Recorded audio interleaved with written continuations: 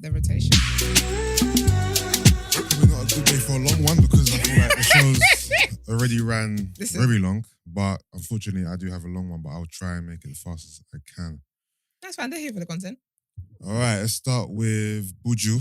First and foremost, Buju released an EP or project called Bad Since 97. Following up from 2021, Sorry I'm Late.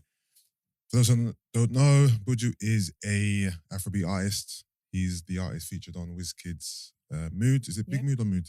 Mood. And also most recently on Propeller featuring J5 and Dave. All right, so this is 7 songs, 21 minutes. Features from Wizkid. That song was actually produced by Jules. So big up to Jules. He produced the Wizkid and Buju song. One Day Cole and Olamide as well. Yeah. I love this album, you know. Yeah, I've listened to it so many different times over the weekend. Like it's probably my most played project over the weekend. Wow. Like, I've rinsed it. And because it's quite short as well, I've just had it starting again. Short and sweet, mellow, low tempo, Afrobeat vibes, and that's my favourite type of Afrobeats. Great production, great vocals, lots of small dancing songs, you know what I mean? My favourite songs on there is Bad Since 97, Bad Man Wicked, Kenkele. Yeah, it's a vibe. It's a vibe, people. It's a vibe. I feel like from hearing this, Buju's ascended into my upper echelon of Afrobeat artists. Yes, love it. This EP, it's short and sweet, but it's a real vibe. Yeah. Even the song with Wiz, I didn't love it at first, but as I played the album so many different times, it's now become like a favourite of mine as well. That song's called Many Ways. Yeah, nothing but good things to say about this, you know? Yeah, so this is definitely in the rotation. It's been in the rotation. I've actually got an Afrobeat playlist that I like to add songs to every now and again when I find those gems, and I haven't actually added to it in quite a while. But after listening to this EP, I've actually added 3 songs from this EP to my playlist, which I haven't done for quite a while. So shout out to Buju for giving me some more songs to add to my playlist. So yeah, did you listen to it, Esther? I did. I sure did. I absolutely loved it. What do you think? I didn't expect anything less than what I got. Yeah. Because Buju is a vibe, man. Yeah. Like, at the moment, I think he's actually the best feature artist we've got. Like every song he's on, he's got that. Better than Thames? I'll be honest with you. Yeah. I think so, yeah. Yeah? Yeah. I think I've heard him more on features than I've heard. Like, Buju's working... Between Buju and Ashake, I don't know who's working harder. Do you get what I mean? Like, but every song that Buju I've heard him feature on is really, really good. But I really enjoy this EP. It's a very easy listen. I agree with you. My favourite as well, the Kenkele one, I already heard that as a single. Oh, did you? Okay. Yeah, so I'm kind of used to that already. Okay. But I like the one with Wizkid. Yeah. I think they make good songs together. Yeah. I love Olamide. For me, I love Olamide so much that I feel like when Olamide co-signs you, you're a good person because he's like a little godfather. Yeah. I like Bad Man Wicked as well. I like In My Mind. Just liked it all. Yeah, no, it's a vibe, man. Yeah. How many tracks again? 7 tracks. So it's you know when you got a project which is short, to me that signifies that it's all good songs. Yeah. There's no fillers. There's 7 solid songs. So yeah, definitely check it out, people. Buju.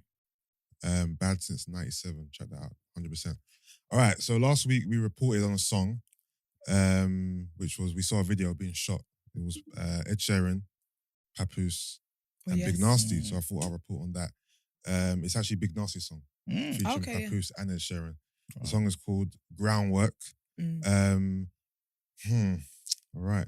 First of all, the collab is very random. Yeah. All right. And just from the optics, I'm thinking, okay, cool. We've got 3 very random artists. To be fair, Ed Sheeran and Big Nastie, they're not that random in terms of collab because obviously Ed is from our scene. Yeah. And obviously Nastie is from back day. But I went in skeptical, especially from the little snippet I heard from the video they done, the behind the scenes. And yeah, this song is not great. I'll keep it a buck. For me, it sounds very dated, sounds very basic. It's given, and this is no insult, it's given 2012 SPTV. It's just given that. It feels like it's been sucked from a time capsule, basically. I don't really like the beat. I don't really like Ed's chorus or he's singing. Yeah. I don't like nothing about it. I don't like the melody. It's also giving end dubs. The whole feel of the song, the beat, is just giving end dubs. Narstie and Papooses' verses and flows was decent. Obviously, Papoose is a great rapper. Yeah. But obviously, he wasn't in his super lyrical miracle Papoose bag, but super lyrical miracle. yeah, he gave the song what the song needed. Isn't it? And Narstie, you know, Nastie's got that flow. So Nastie's cool as well. Yeah. So those two in isolation were cool, but the songs, that's about it. The song's not great. I feel like it's a waste of Ed Sheeran. When you got Ed Sheeran is arguably one of the biggest artists in the world, right? Yeah. So if you get the opportunity to have him on your single, Make it count. I think you should make it count and utilize him to the best of your abilities and make sure the song that he's on is the song. Yeah. And not some throwaway song, in my opinion. And obviously Papoose is hot right now and he's from the US and we don't often get the US and UK collabs. It's more often happens these days, but they're still scarce. Yeah. So you get Ed Sheeran, who's the biggest artist in the world. You get Papoose, who's American. You know, we don't normally see American UK collabs. And when you bring them together and you give us this is a weed plate. This is a 2-pack of ass. This is a 2-pack of ass, man. So yeah, this is not in a rotation. Even the artworks it's given Windows 3.1. Okay. Yeah, it's basic. So yeah, no for me. That's a no from me. All right, next. So Headie 1 released a single called Illegal, fresh off of the song I reported on a few weeks ago, Can't Be Us, with Bando K and Abra, which I didn't put in my rotation to the dismay of a lot of the killies in the comments. And that's why I've come back to talk about this one. Because y'all were in the comments talking about you shouldn't talk about, you know, music to do with the streets. You should leave that to Marks, whatever. But guess what? He's going to talk about it. I'll Mr. Rotation. So to be fair, there's a video as well. The video is giving part 2 to the first song. I believe there's like a continuation here. Same type of theme. Everyone's wearing red and that's the colour of the gang or no one. And even the little skit at the end of the video is a continuation from the skit at the start of the other video. So I believe they're all interlinked. This beat is better than the last song. A bit more up-tempo, a bit more my speed. Even the way Headie is rapping, a bit more faster, a bit more up-tempo. I like that Headie as opposed to the slow, slurring type of Headie. And he gave us a lot more bars on this one as well. It's decent, nothing special. I'll put this one in my rotation though, just for the killies in the comments, yeah? Y'all can have that one. All right, quick report, quick song. I feel like I'm speaking about these guys too often. But I'm just going to quickly go through these guys. So we've got the Migos, right? Obviously, you know. I knew you was unconfused. Yeah, it's like, I feel like every week we're doing Migos report, innit? So I'll just quickly go through it. So obviously, we know what's happening in the Migos right now. It appears to be a breakup. Obviously, you've got Offset beefing with QC and P. You've got Quavo and Takeoff doing the old Unconfused thing. And they've to me, they seem to be releasing music quite frequently and at the same time as well. So Unconfused released a song called Big Stunner, featuring Birdman, and Offset released a song called Code featuring Moneybagg Yo. I'm here to give an oracle theory. I'm not here to really review. So the songs are decent, nothing special. Yeah. Check them out. Yeah? That's what I have to say about that. The theory is, this is my theory. No, because I really want to talk about the theory. Okay. So my theory is, the Migos are actually cool with each other, right? Offset is beefing QC over the contract stuff, right? The reason why I think that they're cool is because I feel like they're releasing music at the same time on purpose.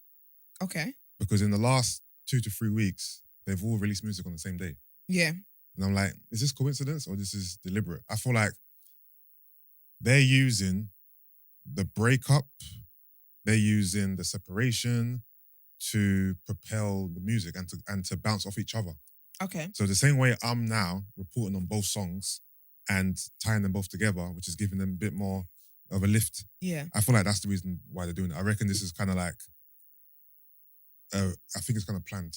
You think? I might be bugging, but I feel like Takeoff and Quavo and Offset are in cahoots and are releasing music separately, but scheduled. What's the benefits of that? It's like capitalizing off each other. So, So like, we're both getting pressed kind of thing. Yeah, if you're a Migos fan and the Migos are all releasing music at the same time, even though separately, you'll be more inclined to check both out. Okay. Like, for example, I only found out that Unconfused had a song because I was reporting on Offset and I went to go and check them out just to see what they were doing. And I saw, they got a new song out. Maybe. I just feel like they're releasing music too frequently at the same time for Yeah. it to be a coincidence. I believe in the last 3 weeks, they've released songs all on the same day. But either way, both songs don't make the rotation. I just wanted to give my theory. After all that. Yeah, I just wanted to give my theory. They're both typical Migos songs. Migos songs, Yeah, that's you the know. thing. Typical Migos beat, typical Migos flow. Nothing out of the ordinary, nothing that you wouldn't And expect that's another from thing. I them. feel like they should have come with different sounds, don't you think? Yeah, I would say the Offset song Code is no. To be fair, no. That's giving you the bad and bougie kind of sound. I feel like actually this is a question for you. Actually, I saw this on Twitter. Who do you think is the Beyonce of the Migos? Ooh. Because people were saying that we've been made to believe that it's Quavo, I think it's Offset. but it's actually Offset. But I fancy Offset, but my fanciness aside, I think it's Offset. You think it's Offset? I think Offset, I think it's Offset. Yeah. I think with Quavo, people think it's Quavo because I think his relationship put him out a bit more. And because he does the hooks and he's the melody guy. Yeah. Yeah. I would say if you were to separate them and to say who would have the most successful solo career, Offset. I would say Offset. Definitely Offset. So therefore, Offset is the Beyonce. Because I said Quavo released an album as well, and Offset did, but I feel Offset's one did really well. Yeah, he did. Yeah, I think he done better. He has some good tunes on there. Yeah. So that's what I want to say. Really, I want to give my theory on that one. All right. Now to the big release of the weekend. You've got DJ Khaled. God did. With his 13th album. God did. You didn't believe in me, but guess what? God did. 18 songs, 57 minutes. Now, let me just refer to my notes because there's a lot of features on this one. It's actually crazy. So on this album, you've got Drake, you've got Rick Ross, Lil Wayne, Jay-Z, John Legend, Kanye West, Eminem, Future, Lil Baby, Lil Durk, 21 Savage, Roddy Ricch, Quavo, Takeoff, Lil Baby, Drake again, Future, SZA, Nardo Wick, Cardo Black, Kodak Black, Don Toliver, Travis Scott, Gunna, Roddy Ricch again, Latto, City Girls, 21 Savage again. Then you've got his typical bashment song where he gets all his legends all the time. Buju Banton, Capleton. Is it Capleton or Capleton? Bounty Killer, Sizzler, Skilly Bang. Oh. You've got Juice WRLD, Jadakiss, Vori. Yeah, the list goes on. Well, it doesn't go on. It ends there. But no Afrobeat artists. Nah. Nah. You would think so, innit? Yeah. You think he'll try and capitalize on the buzz of Afrobeats and release maybe like a Thames or something. Yeah. All right. Where was I? In terms of producers, you've got what I would say are his most frequent collaborators. You've got Tay Keith, Street Runner, TM88, also himself as well. Also Dr. Dre is on there. He produced what's the song called? It's a song with Kanye West and Eminem. Use This Gospel. Okay. So Dre's on there as well. So yeah, all right. So there's a big story with this album, which I'll speak about in a second. But so to me, this album is just an atypical DJ Khaled album. His formula stays unchanged, which is to collate the biggest artists of right now, put them over what I would say, very generic hip hop beats of today, and just use their star power to just, propel the album. It's a decent album with a few standout songs, but it's just it's not, how can I say this? It's just so regular. It's nothing special. It's just expected from DJ. Yeah, that's exactly what I'm trying to say. It's just what I expected from Khaled, isn't it? Yeah. Big features, nothing special beats, the same typical, up-tempo sound, lots of drums, songs for the club, songs for the whip, songs for the gym. That's it. The standout songs for me, you've got Use This Gospel with Eminem and Kanye, God Did, which I'll speak about in a second, and then Way Past Luck was one of my favorites actually with 21. The way I tried to summarize this album, is it's just an album full of super album cuts. So super fillers. So you know what I'm trying to say? Like you've got your standout songs, but all the album cuts, obviously you've got album cuts which featuring Little Baby. Those are big artists. Yeah. But they're album cuts at the end of the day, innit? So it's just super album cuts from start to finish with a few standout songs. So the biggest song of the album, I'm sure everyone knows by now, is a song called God Did, featuring Jay-Z, Lil Wayne, Rick Ross, and John Legend, right? So I'm going to base my review mainly on that song because, I'm going to speak more about that than the album. So the song is 8 minutes long. 8 minutes. 8 minutes long. It's far too long, in my opinion. Wayne and Ross almost become afterthoughts. You almost forget they're on the song because Jay-Z's verse is so long. Lil Wayne and Rick Ross. Yeah. Jay-Z's verse is 80 bars. 80 and it's about 5 minutes long. It's no. very long. Yeah. I think personally the song should have been called Hove Did and it should have been Jay-Z by himself. Or Ross and Jay take out Wayne, give Ross a longer verse, or give Jay-Z a shorter verse. I just feel like I feel like the song was poorly structured. You've got Ross comes in first, Wayne comes in second. Their verses are short and then Jay-Z just takes over. You literally forget that they were on the song. I'm telling you. You listen to the song, Jay's going and going, oh shit, my man and them man had verses earlier on. You completely forget. So I think, and obviously, 8 minutes, that's long. It's giving Maverick City. It's giving gospel. And obviously over the weekend, the whole narrative has been breaking down Jay-Z's verse. What did he say? No one's talking about Ross and Wayne. Because you forgot they were on there. They were on there, yeah.